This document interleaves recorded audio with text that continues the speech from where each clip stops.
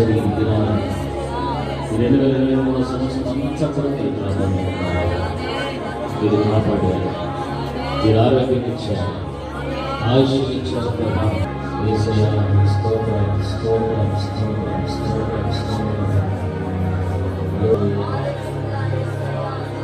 అందరి కోసం చేద్దాం దయచేసి ప్రతి ఒక్కరు.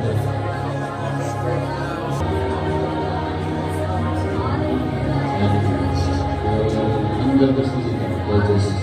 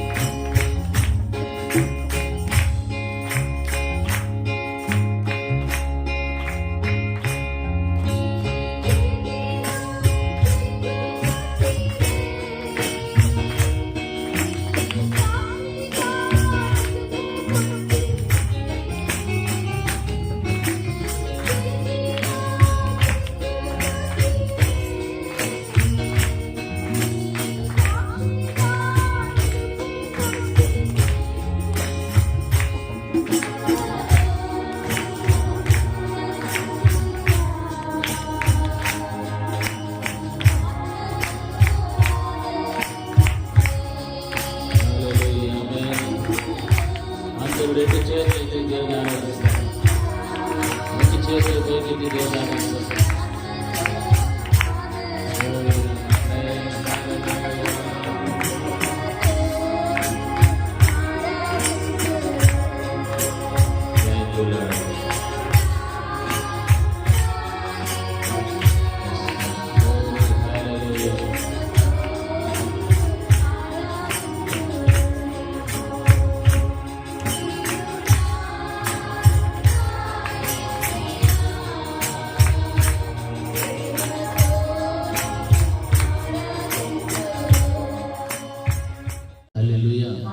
కొన్ని పర్యాలు మనం ఏం చేస్తామంటే దేవుడు చేసిన ఏదో ఒక మేలు, ఏదో ఒక కార్యాన్ని బట్టి ఎప్పుడో ఒకప్పుడు మనకి ఇష్టం వచ్చినప్పుడు మన ఇంట్లో ఒక చిన్న కూడికి పెట్టుకొని 10 మందికి భోజనం పెట్టేస్తే అక్కడ తీరిపోతుంది అని అనుకుంటాం.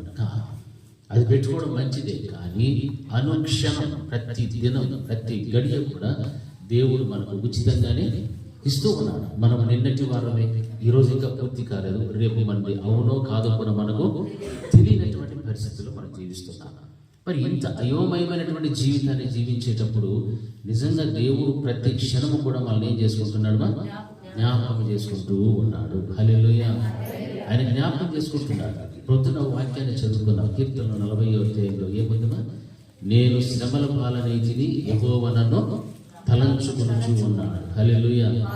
అంటే దేవుడు మనల్ని తలంచుకుంటున్నాడు. శ్రమలోనైనా, కష్టంలోనైనా, దుఃఖంలోనైనా, బాధలోనైనా, నువ్వు ఏ స్థితిలో ఉన్నప్పటికీ కూడా దేవుడు నిన్నైనా, నన్నైనా, నీ కుటుంబాన్నైనా, నా కుటుంబాన్నైనా కూడా ఆయన తలంచుకుంటూ ఉన్నాడు. కనుకనే ఈ రోజున ఇంత చక్కటి దీవెనకరమైనటువంటి దేవుని యొక్క సన్నిధిని మనము అనుభవించడానికి దేవుడు మనకు కృపను అనుగ్రహిస్తున్నాడు. అందుకే భక్తుడు అంటున్నాడు, నా ప్రాణమా యెహోవాను సన్నిధించుము, ఆయన చేసిన ఉపకారములలో దేనిని కూడా నీవు మరవకు. నీవు మరిచిపోయేటువంటి స్థితిలో మాత్రం వెళ్ళనే మరుపు తెప్పించేది ఎవరునంటే మన శత్రువు సాతాను పంపిస్తాడు.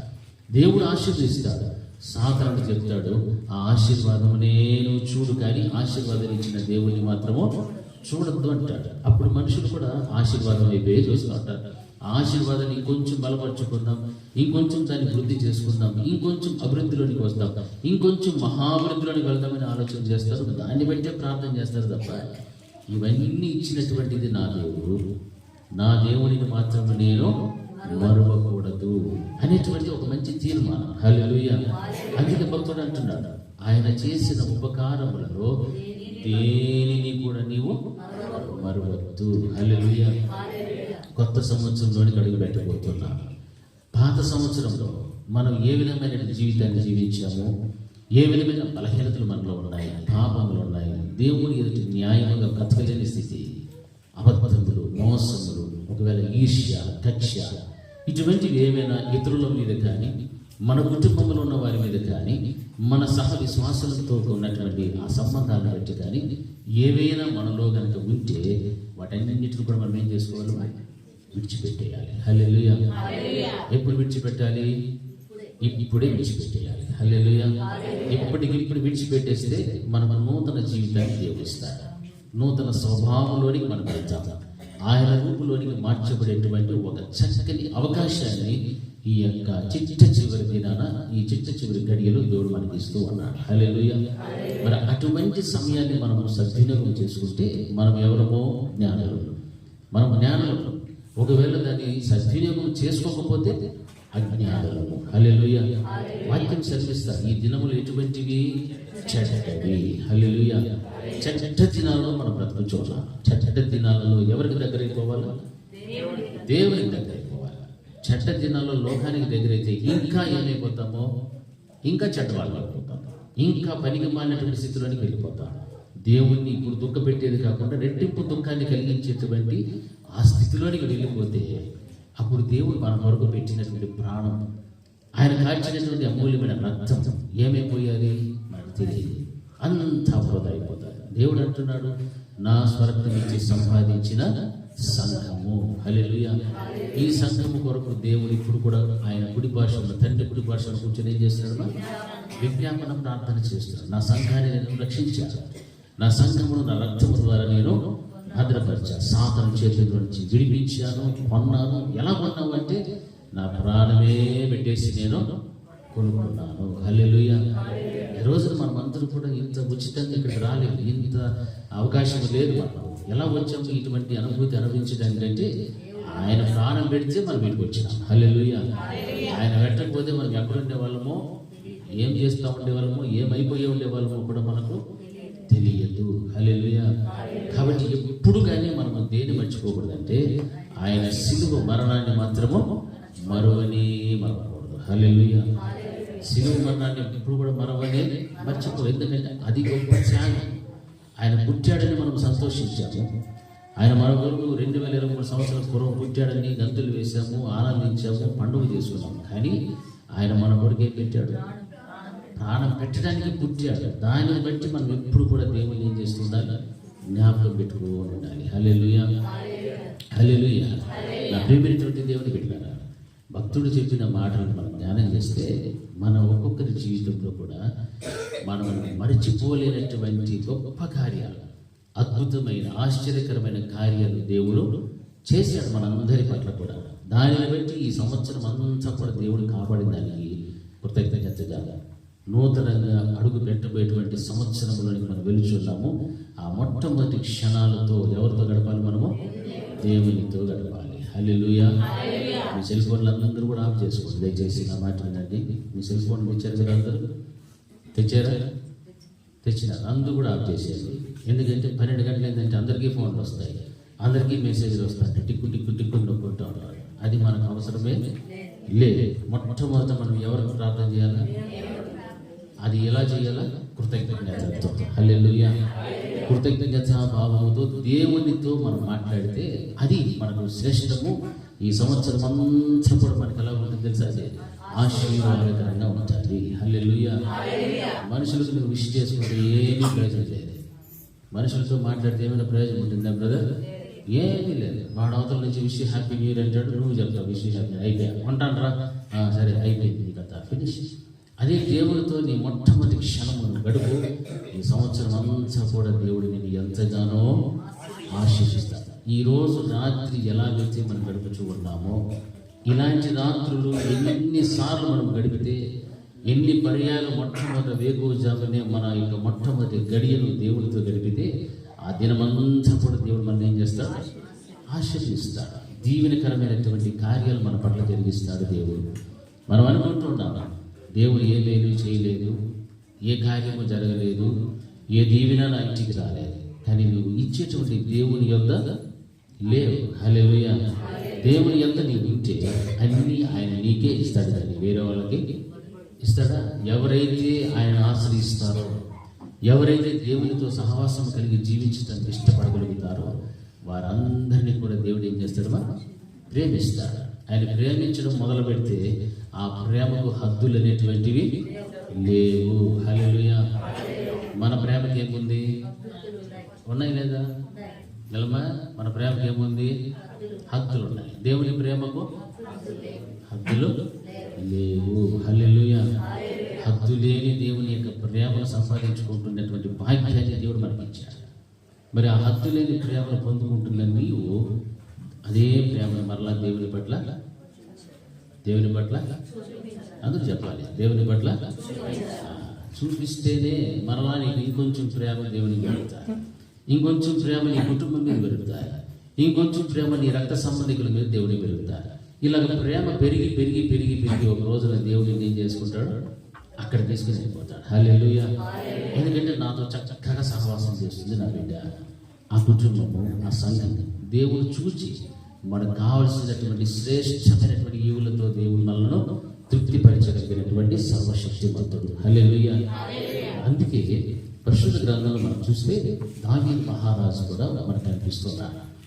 ఆయన ఒక రాజు అయినప్పటికీ కూడా దేని కోరుకుంటున్నాడు తెలుసా?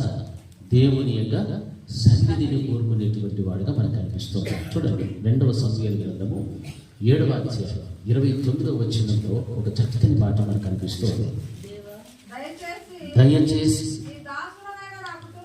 నీ దాసుడనైన నా కుటుంబము నిత్యము నీ సన్నిధిని ఉండునట్లుగా దానిని ఆశీర్వదించుము. హల్లెలూయా. హల్లెలూయా. ఎలా ప్రార్థన చేస్తున్నాడు? దయచేసి, హల్లెలూయా, దయచేసి నీ దాసుడనైన నా కుటుంబము, నీ దాసుడనైన నా కుటుంబము నిత్యము నీ సన్నిధిని ఉండునట్లుగా దాన్ని ఆశీర్వదించు. ఈరోజున మనం అందరం కూడా కూడి ఉన్నాము. ఎంతమంది కుటుంబాలుగా వచ్చామంటే చాలా తక్కువ మంది కనిపిస్తున్నారు. కానీ దావీదు ఒక రాజు, ఇజ్రాయేలు పరిపాలించే స్థానాన్ని దేవుడు ఇచ్చాడు ఆయనకి. అయినా దావీదు గారు ఏం కోరుకుంటున్నారు? దేవుని యొక్క సన్నిధిని కోరుకుంటున్నాడు. ఎంతసేపు కోరుకుంటున్నాడు? నిత్యము. హల్లెలూయా. ఎంతసేపు కోరుకుంటున్నాడు? నిత్యము నీ సన్నిధిని ఉండినట్లుగా దానిని, ఆ ఆశీర్వాదాన్ని కోరుకుంటూ ఉన్నాడు. హల్లెలూయా. మన నూతన సంవత్సరంలోకి వచ్చినప్పుడు మన హృదయంలో కూడా ఎన్నో ఆలోచనలు ఉన్నాయి, ఎన్నో తలంపులు ఉన్నాయి, ఎన్నో కార్యాలు చేయాలి. దేవుడు ఈ సంవత్సరం అయినా సరే ఏదో ఒకటి జరిగిపోవాలి. పోయిన సంవత్సరం ఎట్లా పోయింది, కానీ ఈ సంవత్సరం అయినా ఖచ్చితంగా ఏదో పని అయిపోవాల్సిందే అనేటువంటి ఆలోచన మనకు ఉంటుంది. కానీ దావీదు ఏం కోరుకుంటున్నాడు? ఆయన కుటుంబం ఎక్కడ ఉండాలంటే దేవుని సన్నిధిలో ఉండాలి. హల్లెలూయా. ఆయన సన్నిధిలో ఏముంది? సంపూర్ణ సంతోషం కలదు. ఆయన కుడి చేతిలో నిత్య సుఖం. మరి ఆయన దగ్గర నుంచి ఇవన్నీ నాకు వస్తాయి, లోకం నుండి నాకేమొస్తాయి? ఏమీ రావు. సింహాసనం ఉంది, ఓకే. నాకెందుకు ఎంతో మంది సైనికులు ఉన్నారు, పర్వాలేదు. వారికి ఎందుకు సైనికులు ఉన్నారు, పర్వాలేదు. ప్రజలు ఉన్నారు, నేను రమ్మంటే ఎవరు రావడానికి, పొమ్మంటే పోవడానికి మనుషులు ఉన్నారు, సైన్యాధిపతులు ఉన్నారు, మంత్రులు ఉన్నారు, అందరూ ఉన్నారు. కానీ నేను కోరుకునేటువంటిది ఏమిటంటే దేవుడిచ్చిన ఈ ఆశీర్వాదం అంతా నాకు అవసరం లేదు, కానీ నాకు ఎవరు కావాలా? ఆయనే కావాలి. హల్లెలూయా. ఎవరు కావాలి? దేవుడే కావాలి. ఈరోజు అటువంటి ఆలోచన ఎంతమందికి ఉంది? మనల్ని ఆశీర్వదించే దేవుడే నాకు కావాలి, ఈ ఆశీర్వాదం నాకు అవసరమే, కానీ దీనికంటే ముందుగా నాకు ఎవరు కావాలని కోరుకోవాలి? ఆయన కావాలి. హల్లెలూయా. అవునా కదా? లోక విషయాల్లో అయితే మనం ఏమనుకుంటామంటే కొడితే కుంభాన్నే కొట్టాలనుకుంటాం. అవునా? అంటే ఒకేసారి వచ్చి లాట్గా వచ్చి పడిపోవాలి మనకి ఇంటికి. అప్పుడు స్థిరంగా పేటేసుకొని కూర్చునేసి ఇంకా అంతా మనకు నచ్చినట్లుగా మనం నడుచుకుంటాం. ఇది లోక సంబంధమైన ఆశ. అదే పరసంబంధముగా దేవుని యొక్క ఆశీర్వాదాలు పొందుకోవాలి, దేవునితో పాటు కలిసి జీవించాలి, తరతరములు యుగ యుగములు ఉండాలి అనుకుంటే ఎవరిని కోరుకుంటాము? దేవునే కోరుకుంటాం. ఎందుకంటే ఆయన ఒక్కడికే సాధ్యం, అక్కడ తీసుకెళ్తానికి ఇంకెవరికి సాధ్యమో. ఎవరికైనా ఉందమ్మా? ఎవరికైనా ఉందా? ఆ ఛాన్స్ ఎవరికైనా ఇచ్చినాడు దేవుడు? ఆయన దూతలు పంపిస్తాడు. ఆయన దూతలు పంపించి నలుదిక్కులు కూడా వారు వచ్చి ఎవరైతే సిద్ధపడి ఉన్నారో వాళ్ళందరినీ కూడా ఏం చేసుకుంటాడు, పోగు చేసేసుకుంటారు. హల్లెలూయా. పుంగనూరులో ఎంతమంది ఉన్నారో క్రైస్తవులు, అందులో కొంతమందిని దేవదూతలు ఏం చేస్తారు, పోగు చేసుకుంటారు. ఎవరు వాళ్ళు అంటే ఆయన యందు నిజముగా భయం కలిగి, భక్తి కలిగి, ఓ చక్కని సిద్ధపాటు కలిగిన జీవితం, వధువు సంఘముగా మార్చబడినటువంటి కుటుంబాలు, బిడ్డలు ఎంతమంది ఉన్నారో అందరినీ కూడా ఆయా సంఘాలలో నుండి, ఆయా కుటుంబాలలో నుండి దేవుడు ఏం చేసుకుంటాడు, తన దూతల ద్వారా తీసుకెళ్ళిపోతాడు. హల్లెలూయా. అయ్యో నేను ఇక్కడే ఉండిపోయాను, నేను మిగిలించుకొని నన్ను వదిలేసాడు అనేటువంటి ఆ యొక్క క్వశ్చనే ఎవరికి కూడా వేసేదానికి దేవుడు అవకాశము ఇవ్వడు. హల్లెలూయా, హల్లెలూయా. అందుకే మనం ఒక్కటి ఆలోచన చేద్దాం, అసలు దేవుడు మనకి ఇచ్చిన ఈ జీవితం ఎటువంటిది? ఈరోజు మనం ఏం చేస్తూ ఉన్నాం, ఎలా బ్రతుకుచూ ఉన్నాం? మనం నిజంగా క్రైస్తవులుగానే బ్రతుకుచూ ఉన్నామా, లేకపోతే అన్యుల వల్లే మనం జీవిస్తూ ఉన్నామా? దేవుడు ఇచ్చిన ఈ సమయాన్ని వృధా చేస్తున్నామా, లేకపోతే సద్వినియోగం చేసుకుంటున్నామా? ఇవన్నీ మనం ఆలోచన చేయాలి. దేవుని యొక్క శాసనాలు ఏంటి, దేవుని కట్టడలు ఏంటి, ఆయన ఉపదేశం ఏంటి? వింటున్నటువంటి నీవు ఆ ఉపదేశాన్ని అనుసరించి బ్రతుకుతూ ఉన్నావా లేదా? ఉపదేశాన్ని బట్టి దేవుడిని సంతోషపరిచే జీవితం నీలో ఉందా లేదా? ఎప్పుడైనా ఆలోచన చేశారా? ఎప్పుడైనా ఎవరైనా ఆలోచన చేశారా? చేయలేదు. మరి అటువంటిప్పుడు మనం పరలోకాన్ని అడిగే అర్హత మనకు ఉందంటారా? లేదు. మరి పరలోకానికి పోవాలని ఆశ ఉంది, కానీ అర్హతే లేదు. ఎందుకంటే ఏదో వస్తున్నాం మందిరానికి, ఏదో వెళ్ళిపోతున్నాను, సంవత్సరానికి 2 పండుగలు చేసుకుంటాము, ఆదివారం వెళ్తున్నాం చర్చికి, టైం అంటే వెళ్తాం, వెళ్ళేటప్పుడు మన ఇష్టం వచ్చినట్టు మనం పోవచ్చు, అవసరం లేదంటే లేచి వెళ్ళిపోవచ్చు, మనం ఎవరు అడిగేవాళ్ళు లేరు. ఇలాంటి జీవితమే మనం ఒకవేళ అనుభవిస్తూ ఉంటే దాన్ని వెంటనే మనం ఏం చేసుకోవాలి, ఇప్పుడు సరి చేసుకోవడం నేర్చుకోవాలి. హల్లెలూయా. దాన్ని దిద్దుకోవడం మంచిది. దాన్ని వెంటనే దిద్దుకుంటే మనలను దేవుడు పరలోకానికి తీసుకెళ్ళటానికి తగిన యోగ్యతను మనం సంపాదించుకోవడం దేవుడు మరొక సంవత్సరంలో దయాకీటముగా దయింప చేయగలుగుతాడు. హల్లెలూయా. ఆయన దయ మన మీదకి రావాలంటే ఈ పాత పనికిరానటువంటి ఆలోచనలు, తలంపులు, క్రియలు అన్నిటిని కూడా ఏం చేయాలి, సమాధి చేయాలి. హల్లెలూయా. కొత్త జీవితం కావాలని కోరుకోవాలి. కొత్త సంవత్సరం కాదు, కొత్త జీవితం కావాలి, కొత్త నవీన స్వభావం కావాలని కోరుకోవాలి. కొత్త జీవితం కావాలని కోరుకుంటే కొత్త సంవత్సరంలోనే అవసరం లేదు, ఉన్నటువంటి సంవత్సరంలోనే మనం ఏం సంపాదించుకోవచ్చు, కొత్త జీవితం. హల్లెలూయా. జనం ఫస్ట్ రోజునే మారిపోవాలని ఏం రూల్ లేదు. దేవుడు ఒక సంవత్సరాన్ని నీకేం ఇస్తున్నాడు, బ్యాగ్ ధరింపజేస్తున్నాడు, అంటే ఆయుష్ని కొంచెం పెంచుతున్నాడు దేవుడు. ఆయన పెంచుతూ ఉన్నాడు అనేసి నీకు ఇష్టం వచ్చిన జీవితాన్ని జీవించడానికి కాదు. నీ నడక, నీ నడక అన్నీ కూడా ఎవరికి అనుకూలంగా ఉండాలి, ఆయనకు అనుకూలం ఉంటావేమో అని దేవుడు ఇస్తున్నాడు. ఈ సంవత్సరం కాకపోతే వచ్చే సంవత్సరమైనా మారుతాడేమో, ఇంకో సంవత్సరమైనా మారుతాడేమో అని దేవుడు అవకాశం ఇస్తున్నాడు. అంతేకాని జనవరి 1 రోజున వాగ్దానం తీసుకొని వాగ్దానం ప్రకారంగా నా జీవితాన్ని నడిపించినైనా ఆ వాగ్దానం అట్లే నా కుటుంబంలో నిలబెట్టి మంచిదే. ఆ ఒక్కరోజు సరిపోదు కదా, ఆ ఒక్క వాగ్దానం సరిపోతుందా మన జీవితాలకి, మన కుటుంబాలకి, మన సంఘానికి? చెప్పండి. బైబిల్లో ఉన్నటువంటి ప్రతి మాటను బట్టి కూడా మనం ఏం చేయాలా, నడుచుకోవాలి. హల్లెలూయా, హల్లెలూయా. ఆశీర్వాదమే కావాలని కోరుకోకూడదు. యోగు గారు ఏం కోరుకున్నాడు, ఎప్పుడు కూడా ఆశీర్వాదమే కాదు కానీ కీడును కూడా మనం ఏం చేయాలన్నాడు, అనుభవించదగదా అన్నాడు. హల్లెలూయా. ఆయన ఎంత ఐశ్వర్యవంతుడు, ఎంత సాత్వికుడు, ఎంత నీతిమంతుడు, ఎంత మంచివాడు. అటువంటి వ్యక్తి కీడును కోరుకుంటున్నాడు. మరి ఆయనతో పోలిస్తే ఏ ఒక్క కోశాన్ని కూడా మనం సరితూగలేనటువంటి మనుషులైనటువంటి మన జీవితంలో మనం కోరుకునేటువంటిది మాత్రం ఉన్నతమైనటువంటి కోరికలు, ఆశలు మనకు ఉన్నాయి. అయితే దేవుడు వాటిని మనకు ఇవ్వాలంటే, పరలోక రాజ్యంలో మనం ప్రవేశించాలి అంటే ఒక యోగ్యత మనకు కావాలి.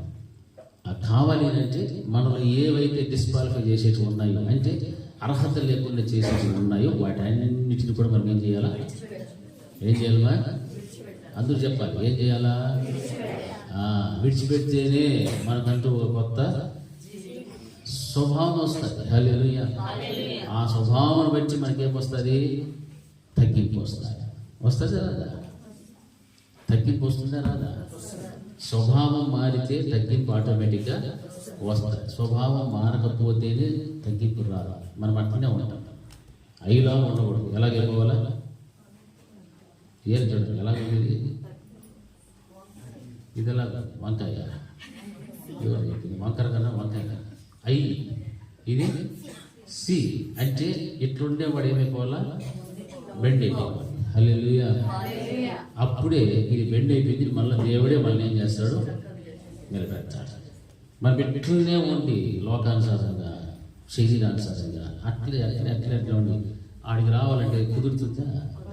కుదరదు. దేవుడే తన్ను తాను తగ్గించుకొని రిక్తుడుగా ఈ లోకానికి వస్తే ఆయన మన కోసం ప్రాణమే పెడితే మనుషులు మాత్రం ఏం చేస్తున్నారంటే ఇట్లనే నిఠారుగానే ఉన్నారు. నేను తగ్గే ప్రసక్తి లేదు స్వామి, ఏం చేసుకుంటావు చేసుకో, నాకు మాత్రం ఏం ఇవ్వాలా? పరలోకం ఇవ్వాల్సి. హల్లెలూయా. పాతవన్నీ కూడా ఏం చేయాలమ్మా? ఏం చేయాలి? ఏమి పక్కలు ఏం సంవత్సరం లేదు. పాతవన్నీ ఏం చేయాలా? మంచి సాక్ష్యము, మంచి తీర్మానాలు తీసుకున్నారు మీరంతా. ఈ తీర్మానాలు అన్నీ కూడా ఎవరు విన్నారు? ఎవరు విన్నారు? మరి వచ్చే సంవత్సరంలో ప్రతి మాసం కూడా ఏం పెట్టుకుంటామో ఇట్లనే రావాలి. హల్లెలూయా. గట్టి చెప్పండి హల్లెలూయా. సంవత్సరానికి ఒక రోజు వచ్చేది కాదు. ప్రతి నెల నేను చెప్పింది చెప్పండి. ప్రతి నెల ఇదే విధముగా ఒక రాత్రి అంతా దేవునితో గడుపుతాను. ఈ నాటలు ఎవరు విన్నారు? Very good. హల్లెలూయా. కాబట్టి ఇట్లుంటే నెలకు ఒకసారి కాదు, 4 సార్లైనా నేను పెడతాను. 4 రాత్రులు ఏం ప్రజెంట్ 4 రాత్రులైనా వెళ్ళిపోవచ్చు. No problem. ఎంత సంతోషంగా ఉంటుంది. అందరూ కనుక కలిస్తే ఆ ఉజ్జీవమే వేరు. బొరుగులు జల్లినట్టు ఆడుగురు చూసింది అనుకోండి, నాకు నిరుత్సాహం ఉండేవాళ్ళు ఎప్పుడు వదిలేస్తాడని వాళ్ళు అట్లా ఉండద్దు. అందరం కూడా గ్రామాల్లో ఉన్న బిడ్డలైనా పట్టణంలో ఉన్న బిడ్డలైనా అందరం కూడా ఏకంగా మనం ఇక్కడ కూర్చుంటే దావీదు గారు అంటున్నట్లుగా నిత్యము నీ సన్నిధిని నా కుటుంబము ఉండునట్లుగా దానిని ఆశీర్వదించు. హల్లెలూయా. గట్టి చెప్పండి హల్లెలూయా. ఆ ఆశీర్వాదం ఏది కావాలంటే దేవుని యొక్క సన్నిధిని కోరుకోవడమే నీకు గొప్ప ఆశీర్వాదం. లోక సంబంధమైన ఏది గుర్తించాల్సిన అవసరం లేదు. దేవుడికి తెలుసు నీకు ఏమి కావాలో, ఏది అవసరమో, ఎప్పుడు కావాలో, ఎప్పుడు ఇవ్వాలో అన్నీ కూడా ఎవరికి తెలుసు? ఆయనకు తెలుసు. నీకు ఎన్నో పనులు ఉండొచ్చు, ఎన్నో బాధ్యతలు ఉండొచ్చు, అయినా కూడా పర్వాలేదు. కానీ నువ్వేం కోరుకోవాలా? దేవుని యొక్క సన్నిధినే కోరుకోవడం మంచిది. హల్లెలూయా. దేవుని సన్నిధిని కోరుకుంటున్నాడు. మరియమ్మ కూడా ఏం కోరుకుంటుందా? ఉత్తమమైన దానిని అనుకోండి. ఏమిటా ఉత్తమమైనది? యేసయ్య పాదాలు కూర్చొని ఆయన నోట నుంచి బోధను వింటూ. మార్తమ్మ ఏం చేస్తుంది? హడావిడి. మార్తమ్మ అంతా హడావిడి. ఏసం వచ్చేసాడు ఇంట్లోకి. అబ్బా అట్లుండాలి ఇట్లుండాలి, ఇల్లు కడిగేది కాదు, తుడిచేది కాదు, చక్క పెట్టేది కాదు, బోగులు కడిగేది కాదు, ఏమేమో చేసేది బుజ్జిలాగా. అర్ధరాత్రి కూడా వదలలేదు వాళ్ళ భర్తని. అర్ధరాత్రి ఎప్పుడు 24వ తేదీ అర్ధరాత్రి కూడా వదలకుండా మొత్తం క్లీన్ చేయించింది. ఎంత స్ట్రాంగ్ చూస్తే బుజ్జి. మొత్తానికి మా వాడు ఉన్నాడు కదా, కడిగేసి మళ్ళీ తెల్లారితో పండగ చేశాడు 3 గంటలు. హల్లెలూయా. హల్లెలూయా. అట్లా మరియమ్మ ఏమనుకున్నది? అందరూ చెప్పాలమ్మా, ఏమనుకుంది? ఏది ఉత్తమము? దేవుని మాటలే ఉత్తమం. మనుషుల గురించి మాట్లాడే మాటలు ఉత్తమమైనవి కావు, అది చెడ్డవి. హల్లెలూయా. అవి మన కుటుంబాలను నాశనం చేసేటువంటివి, మన మనసులకు నెమ్మది లేకుండా చేసేటువంటివి. ఒకరి గురించి మాట్లాడినా, మనం వెళ్ళి ఇంకొకరితో కాలక్షేపం చేసినా, ఏవి జరిగినా కానీ మన కుటుంబాన్ని మనమే చేతులారా ఏం చేసుకుంటున్నట్లు పాడు చేసుకుంటున్నాం. హల్లెలూయా. కాబట్టి ఆ జీవితానికి స్వస్తి చెప్పి ఆ సమయం అంతా తీసుకొచ్చి ఎక్కడ గడపాలా? అది. హల్లెలూయా. శుక్రవారం కూడా ఇట్లనే రావాలి. శుక్రవారం కూడా చెప్పండిరా. శుక్రవారం కూడా ఈ విధముగానే దేవుని సన్నిధికి వస్తాను. ఈ ముందరలేని చెప్పిన కానీ దానికి మాత్రం వాగ్దానం చేసింది. ప్రతి శుక్రవారం వదిలే ప్రసక్తి లేదని చెప్పి సాక్షులు అంతా ఉన్నారు. హల్లెలూయా. ఇది చెప్పండి, హల్లెలూయా. హల్లెలూయా చెప్పుక, హల్లెలూయా.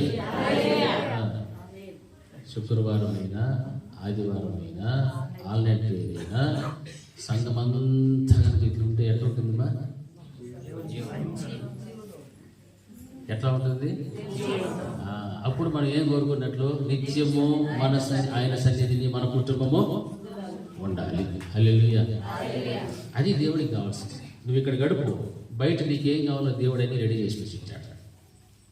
నువ్వు ఇక్కడ విడిచిపెట్టేసి ఆడ తనుకులాడుకుంటా ఉన్నావు అనుకో, ఆడికి ఏమీ దొరకదు. హల్లెలూయా.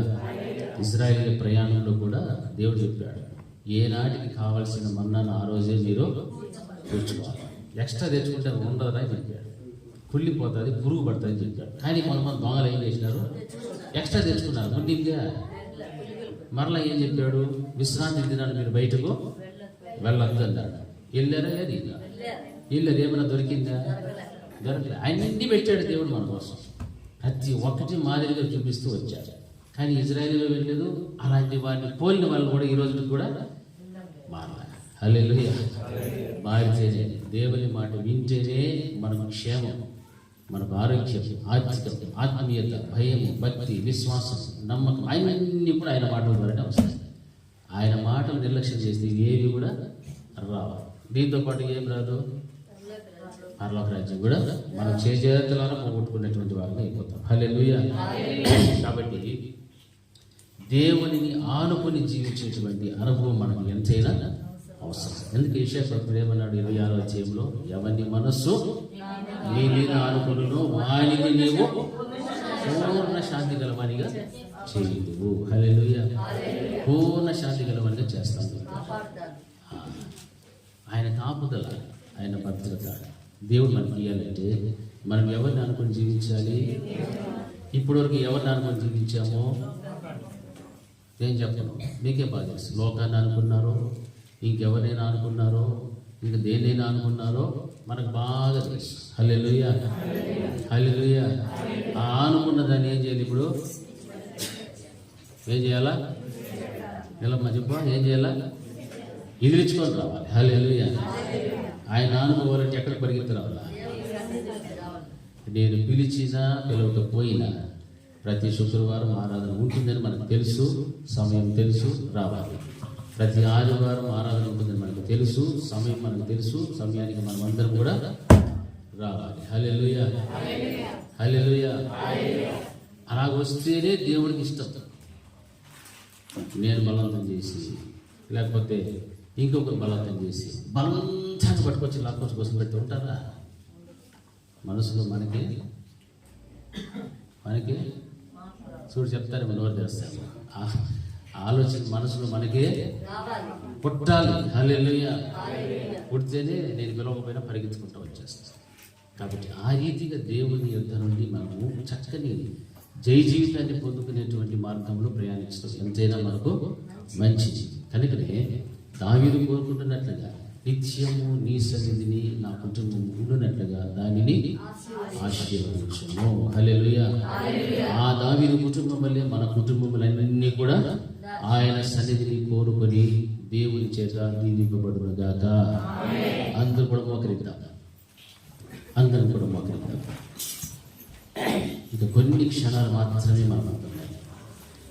ఈ కొన్ని క్షణాలలో దేవుడు ఇచ్చినటువంటి మాటలు చాలా విలువైనటువంటి, ఈ విలువైనటువంటి మాటలు నిజంగా మనం వినయంగా ఆ మాటల ప్రకారంగా మనం జీవిస్తాం.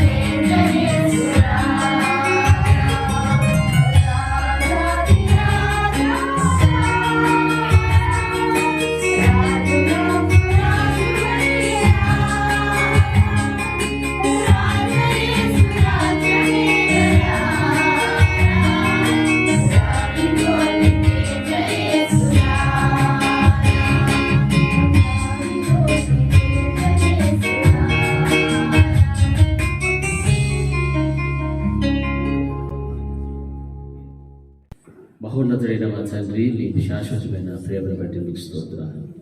మీరు రాజులకు రాజు, ప్రభులకు ప్రభుడైనటువంటి దేవుడు. ప్రభా, ఈ రోజున ఈ రీతిగా తండ్రి ప్రభా మమ్మల్ని అందరినీ కూడా నూతన సంవత్సరంలో ప్రవేశింపచేయగలిగారు. తండ్రి, మేమందరము కూడా ఒక క్రొత్త జ్యోతులు వల్ల వెలుగుతానికి సహాయం చేయండి. మీ సువార్తను చాటించే విషయంలో కానీ, మీ అందరి భయము భక్తి కలిగిన విషయంలో ప్రభా, మీ అందరి విశ్వాసం, నమ్మకం, ఆధ్యాత్మికమైన జీవితం, వీటన్నిటిని బట్టి నేను ఒక చక్కని ఆయన జ్యోతుల వల్ల వెలుగుచూ దేవా, ఆ ద్వారా తండ్రి ప్రభు అనేక మంది చీకటిలో ఉన్న వారందరినీ కూడా మీ యొక్క ఆశ్చర్యకరమైన వెలుగులో నడిపించడానికి మాకు సహాయం చేసి, ఆ విధముగా మమ్మల్ని అందరినీ కూడా ఒక్కొక్కరిని ఒక విలువైన పాత్రలుగా మీరు వాడుకొనమని యేసు నామములో ప్రార్థిస్తున్నాము తండ్రి. నా ప్రాణమా యెహోవాను సంతోషించు, నా అంతరంగమున ఉన్న సమస్తమైన పరిశుద్ధ నామమును సంతోషించు. నా ప్రాణమా యెహోవాను సంతోషించు, ఆయన చేసిన ఉపకారములలో దేనిని మరవకు. మన తండ్రి అయిన దేవుని ప్రేమ, కుమారుడైన యేసుక్రీస్తు యొక్క కృప, పరిశుద్ధాత్మని యొక్క అన్యోన్య సహవాసం ఇప్పుడు ఎల్లప్పుడూ నిత్యం నిరంతరం సదాకాలం ఆయన కృప సమాధానం మనకు, మన కుటుంబములకు సదాకాలం తోడు నడిపించుగాక. ఆమేన్. అందరికీ మరొకసారి హ్యాపీ న్యూ ఇయర్. అందరికీ